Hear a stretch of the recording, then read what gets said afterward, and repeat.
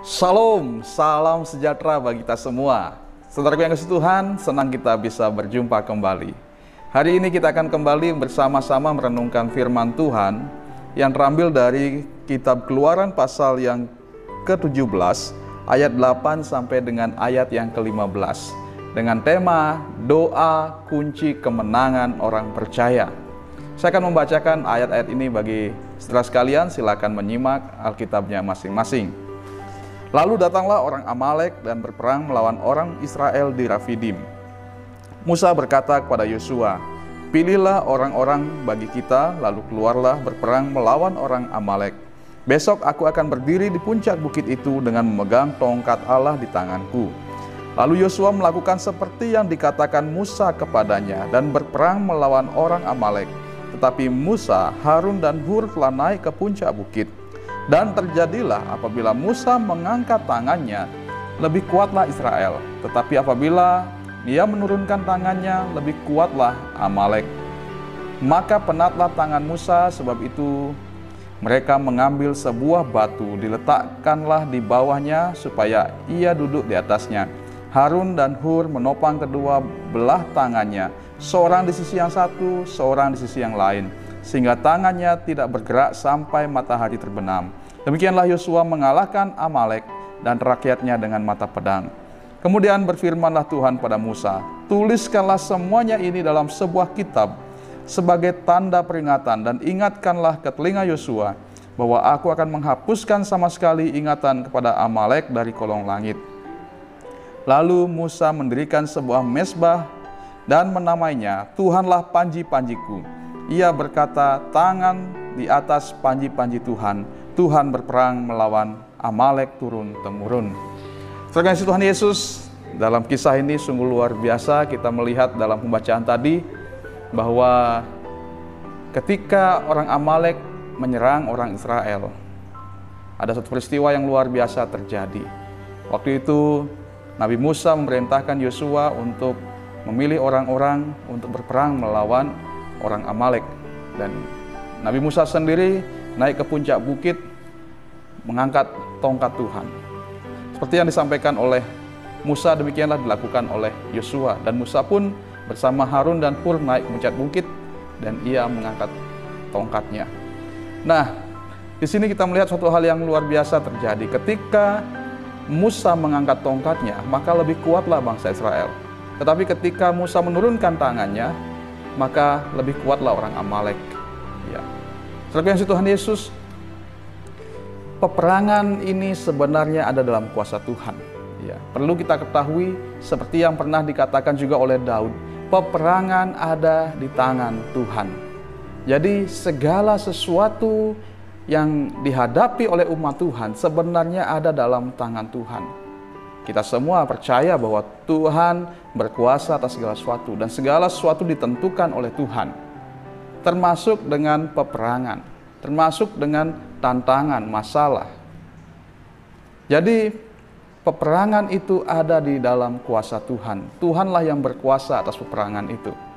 Jadi ketika tongkat Tuhan diangkat oleh Nabi Musa, di sana Yosua dan orang-orang Israel menjadi lebih kuat. Dan ketika tongkat itu turun, maka Amalek lebih kuat. Ya, saudara Tuhan Yesus, seperti yang kita ketahui bahwa pada waktu itu orang Israel tentu adalah bangsa yang lemah, ya, karena mereka baru saja keluar dari tanah perbudakan di Mesir, ya, dan mereka juga mengembara di padang gurun. Tentu mereka tidak punya kekuatan untuk menghadapi musuh-musuh yang tentu sudah mempersiapkan diri dengan sebaik-baiknya. Salah satu contohnya Amalek. Sehingga Amalek berani untuk menghadang orang-orang Israel karena mereka merasa bahwa mereka lebih kuat. Mereka lebih jago, mereka lebih hebat. Karena itulah mereka berani untuk menghadapi orang-orang Israel. Tetapi luar biasanya di sini ketika kita berbicara tentang peperangan, kita tidak hanya berbicara tentang kekuatan kita sebagai manusia, tetapi di sana berbicara tentang Tuhan yang ada di atas peperangan itu. Demikian halnya dalam kehidupan kita, Bapak Ibu yang kasih Tuhan. Segala sesuatu yang kita alami itu tidak lepas dari kehadiran Tuhan di dalamnya. Tergantung kita sekarang apakah kita mengandalkan Tuhan atau tidak. Tetapi perlu kita ingat bahwa segala sesuatu yang terjadi itu semua adalah kehendak Tuhan. Itu semua ada dalam kuasa Tuhan. Ya. Segala masalah kita, persoalan kita, pergumulan kita, sebenarnya semua ada dalam kuasa Tuhan. Tuhan yang sanggup dan Tuhan yang ada di dalam semuanya itu. Seperti halnya yang dikatakan oleh Raja Daud, Tuhan berkuasa atas peperangan. Demikian juga dalam kehidupan kita, Tuhan berkuasa atas apapun dalam kehidupan kita. Jadi ketika kita menghadapi masalah, masalah itu bukan berbicara tentang kita dan masalah, tetapi antara Tuhan dan masalah. Tetapi tanpa disadari ada banyak orang berjuang sendiri menghadapi masalahnya. Tidak jarang orang-orang yang percaya yang berusaha sendiri dengan kekuatan dan kemampuan sendiri untuk mengatasi masalahnya. Entah itu sakit penyakit, entah itu persoalan ekonomi, entah itu masalah-masalah dalam keluarga dan masalah apapun. Tidak sedikit orang yang mengandalkan kekuatan sendiri. Padahal kalau kita belajar dari firman Tuhan, segala sesuatu yang dialami oleh umat Tuhan itu sebenarnya urusannya dengan Tuhan. Ya, kita hanya media. Ya, tetapi ada kuasa lain sebenarnya yang ikut campur tangan di dalamnya. Tetapi kadang-kadang tidak sedikit orang mengandalkan dirinya, padahal ada Tuhan yang berkuasa atas semuanya itu, dan Tuhan yang sedang mengerjakan sebuah karya di dalamnya. Nah, karena itu saudara Tuhan Yesus, belajar dari pengalaman bangsa Israel ini, mari kita mengandalkan Tuhan.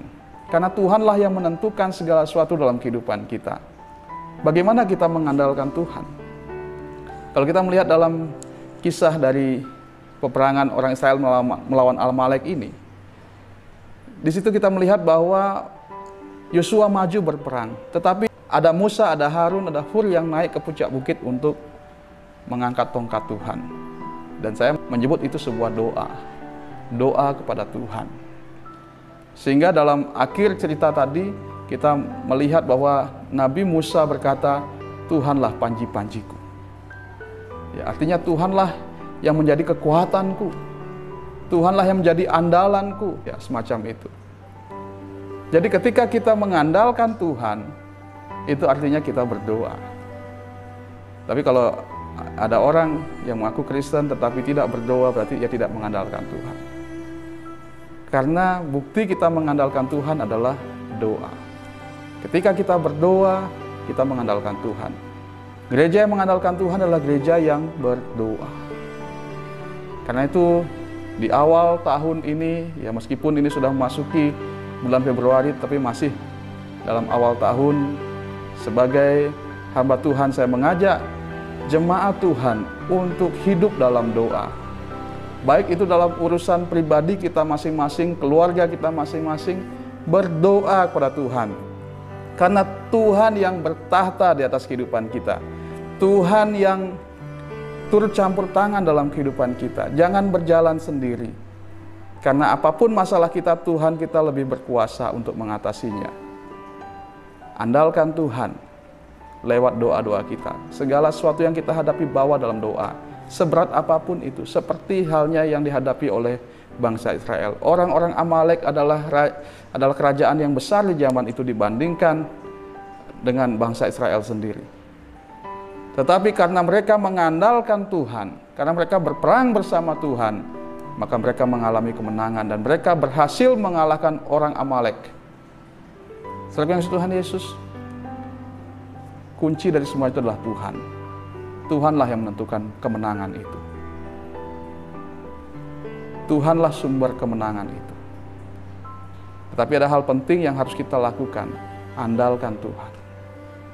Kita harus mengandalkan Tuhan. Bagaimana kita mengandalkan Tuhan? Berdoa. Berdoa pada Tuhan. Minta pimpinan dan pertolongan Tuhan. Libatkan Tuhan dalam setiap persoalan yang kita hadapi. Jangan berjalan sendiri. Jadikan Tuhan sebagai panji-panji dalam kehidupan kita. Jadikan Tuhan sebagai andalan dalam hidup kita. Sebab Dialah kekuatan kita.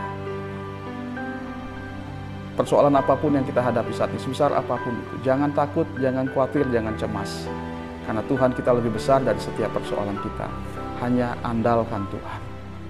Datang pada Tuhan lewat doa, minta pertolongan dan jalan keluar daripada Tuhan. Maka kita akan mengalami kemenangan-kemenangan. Seperti halnya bangsa Israel menang ataskan Tuhan. Demikian juga dengan kita pada masa sekarang ini, apapun persoalan kita, apapun masalah kita, apapun tantangan kita, andalkan Tuhan dan kita akan mengalami kemenangan. Karena sekali lagi, segala sesuatu itu bukan berbicara tentang kita dan masalah, tetapi berbicara tentang Tuhan. Libatkan Tuhan dalam semuanya itu. Dengan demikian, kita memuliakan Tuhan. Dan Tuhan akan memuliakan kita. Tuhan akan mengangkat kita. Tuhan akan berikan kepada kita kemenangan-kemenangan. Karena kita mengandalkan Dia. Jangan berjalan sendiri. Hadapi segala sesuatu bersama dengan Tuhan lewat doa-doa kita. Sekali lagi di awal tahun ini, mari kita menjadi pribadi-pribadi yang berdoa.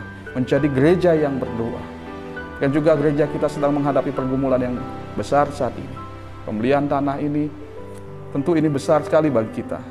Uang sebanyak itu mungkin belum ada di kas kita. Tetapi percayalah, saudaraku yang kasih Tuhan Yesus, bahwa Tuhan kita lebih besar dari persoalan kita.